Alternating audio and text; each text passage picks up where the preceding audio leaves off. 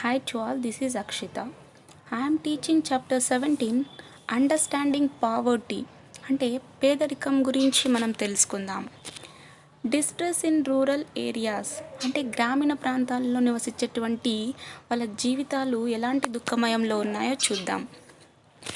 Ramachari worked as a carpenter in a village in Nalgonda district. He used to make tools and implements for the farmers in the village. He had no land or cattle. Though Ramachari was not a farmer, his well-being depended on the farming activities of his village. అంటే నల్గొండ డిస్టిక్లో ఒక గ్రామంలో రామాచారి అనే వ్యక్తి కార్పెంటర్గా పనిచేస్తూ ఉండేవాడు. అంటే ఆ గ్రామంలో రైతులకు కావాల్సినటువంటి టూల్స్ సామాగ్రులను తను తయారు చేస్తూ ఉండేవాడనమాట. తనకు భూమి లేదు, అలాగే ఎటువంటి పశువులు కూడా తనకు లేవన్నమాట. సో ఈ రామాచారి అంటే విలేజ్లో గ్రామాల్లో రైతులకు కావాల్సినటువంటి సామాగ్రులను తయారు చేస్తూ సో ఈ విధంగా ఆ సామాగ్రులను అమ్మిన తర్వాత వచ్చినటువంటి డబ్బులతో తన జీవితాన్ని గడిపేవాడు. Till a few years back, Ramachari would get around 40 clients, most of them farmers. అంటే కొన్ని సంవత్సరాల కింద రామాచారి కింద 40 క్లయింట్స్ ఉండేవాళ్ళనమాట. వాళ్ళంతా రైతులే. They paid for his services with paddy. అంటే ఆ ఫార్మర్స్ మొత్తం డబ్బు ఇవ్వకుండా వాళ్ళకు వచ్చినటువంటి ప్యాడీ వడ్లను ఆ కార్పెంటర్కు ఇచ్చేవాళ్ళనమాట. So each gave him 70 kilograms a year. Of the 2800 kg he got this way. He kept what his family needed and sold the rest in the market. అంటే ఒక్కొక్క ఫార్మరు ఈ కార్పెంట్కు 70 కిలోగ్రామ్స్ 70 కేజెస్ సంవత్సరానికి ఇచ్చేవాళ్ళు.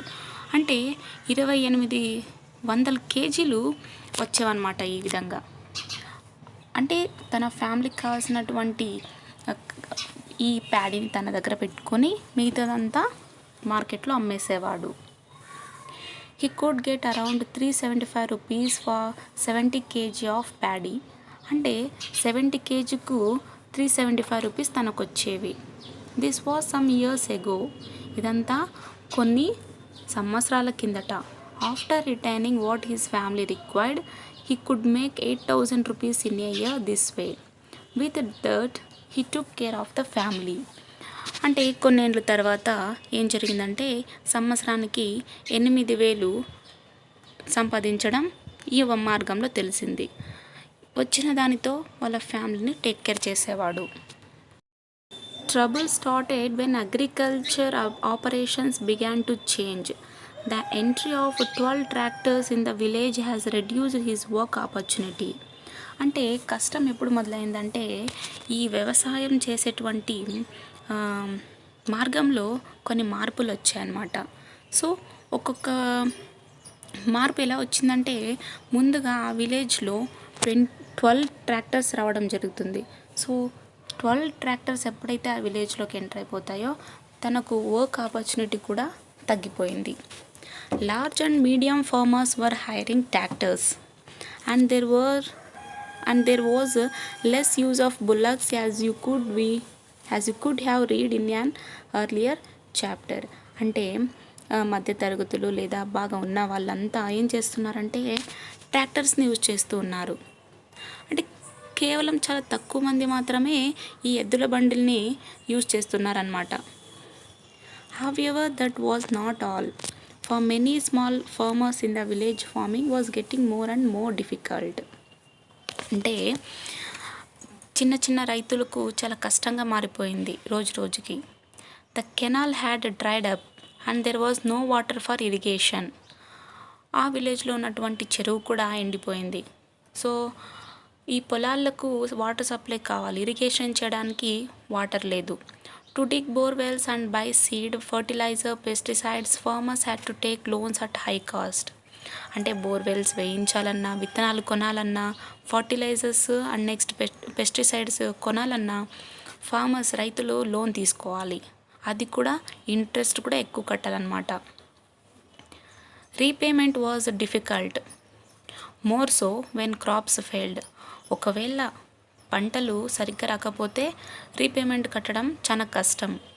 In Ramachari's village, the villagers lost over 30 bullocks in distress sales. అంటే ఈ Ramachari village చెప్పుకున్నాం కదా, నల్గొండ డిస్టిక్లో ఒక విలేజ్లో రామాచారి కార్పెంటర్గా వర్క్ చేస్తున్నాడని. అక్కడ ఉన్నటువంటి రైతులు దగ్గరగా 30 ఎద్దుల బండిల్ని అమ్ముకోవాల్సి వచ్చింది. That meant less work for Ramachari, who made various items linked with their use. No longer was there demand for Ramachari's implement, as the farmers were not replacing their tools. The number of clients came down from 40 to 3 or 4 per year.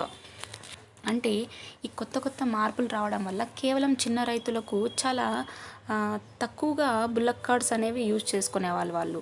అందుకే రామాచారికి ఒకప్పుడు 40 clients ఉంటే ఇప్పుడు సంవత్సరానికి 3-4 మాత్రమే clients ఉండసాగారు.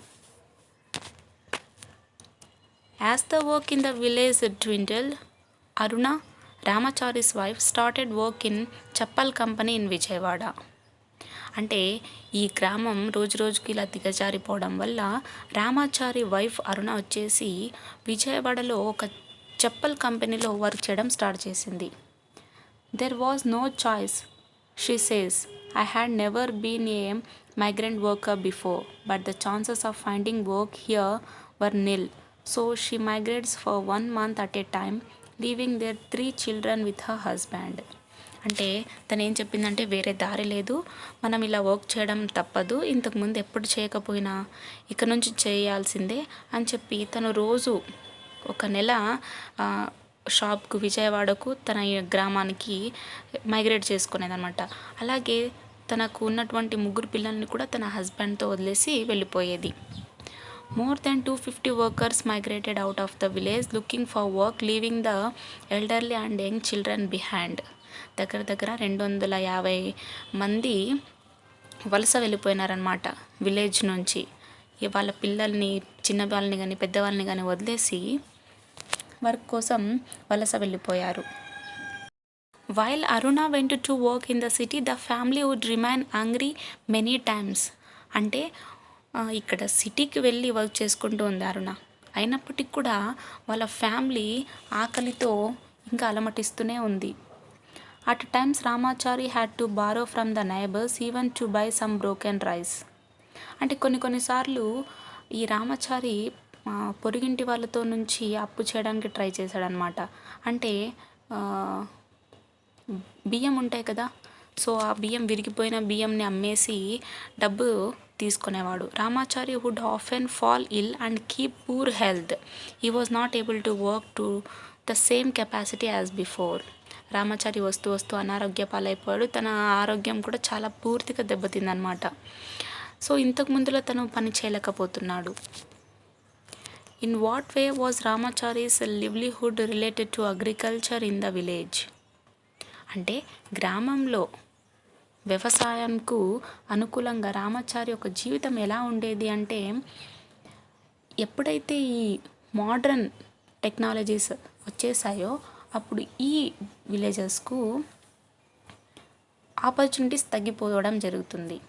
Do you think the hardships that the family faces is because of Ramachari's lack of awareness and effort, or the livelihood situation in the village? Of course, both are equal. What you think can be done such that Ramachari and his family get 2 square meals a day?